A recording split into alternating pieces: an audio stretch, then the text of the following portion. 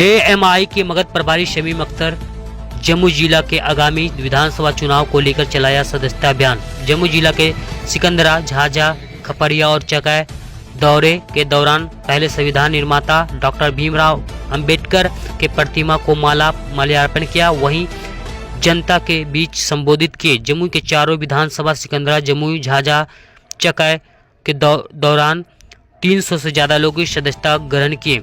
वहीं मोहम्मद सदाम, सनाउल, साहिद, शमसुद्दीन, मुर्शिद, जकाउल, मोनू अंसारी, जक अंसारी, एहसान, रज़ुल्ला, मुन्ना अंसारी, कासिफ अंसारी, सोहेल अंसारी। बहुत शुक्रिया, बहुत बहुत शुक्रिया आप लोगों का।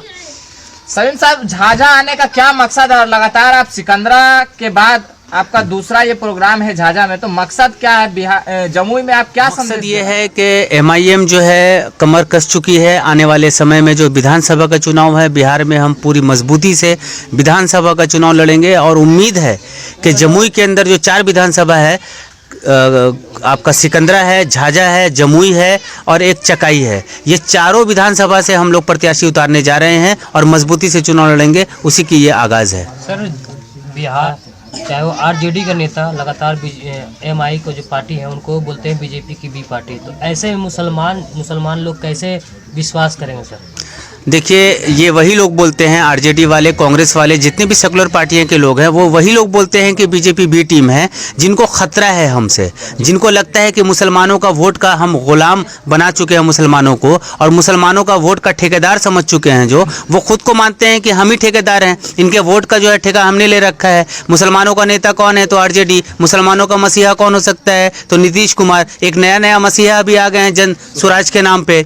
तो ये मसीहा बन करके जो सरदर्द बन रहे हैं कौम के अंदर, उनको डर है एमआईएम से, और ये डर से, ये खौफ से वो बी टीम कहती है। मगध की जिम्मेदारी आपके ऊपर है, दिया गया है, पार्टी ने आपके ऊपर भरोसा किया, मगध की जिम्मेदारी दी है जी। लेकिन मगध के कितने सीटों पर आप चुनावी मैदान में लड़ेंगे? आपकी पार्टी एआईएमआईएम कितने सीटों पर लड़ेगी? मगध के अधिकांश सीटों पे एमआईएम चुनाव लड़ेगी, और मगध के अंदर जो रिजर्व सीट है वो पे मुख्य रूप से जरूर लड़ेगी। मगध में कम से कम हम लोग जो है 25 से 30 सीटों पे चुनाव लड़ेंगे आने वाले समय में इंशाल्लाह।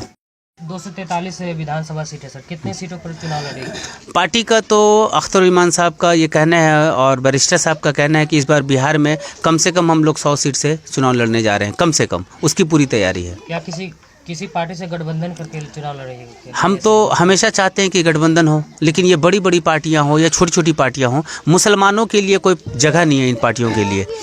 आप देख सकते हैं, इंडिया गठबंधन हुआ लोकसभा के अंदर, किसी ने गठबंधन में हमें जगह नहीं दी, हमें तो क्या, किसी भी मुसलमान पार्टी को नहीं दिया। और बिहार के अंदर भी देख सकते हैं, हमेशा थर्ड फ्रंट, सेकंड फ्रंट बनता है, लेकिन मुसलमानों को कभी भी महागठबंधन में नहीं रखा जाता। क्यों? हम तो चाहते हैं कि हमें गठबंधन में लिया जाए, लेकिन हमें नहीं लिया जाता। तो हम तो अगर नहीं लेंगे तो हम मैक्सिमम सीटों से ज़रूर लड़ेंगे चुनाव, और मजलिस लड़ेगी।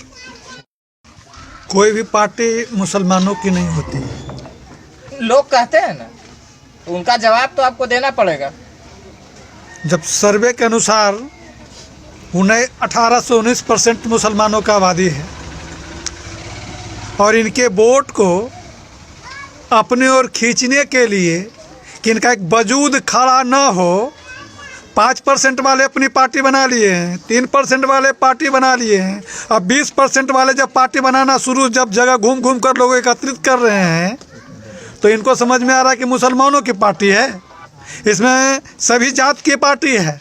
और आज जब विधानसभा में हिंदू, मुस्लिम, सिख, ईसाई, जब सभी लोगों को जब टिकट मिलेगा ना, तब जो कह रहा है कि मुसलमानों की पार्टी, तब उन्हें समझ में आ जाएगा। तो सबको दीजिएगा कि खाली एक जात को मिलेगा टिकट?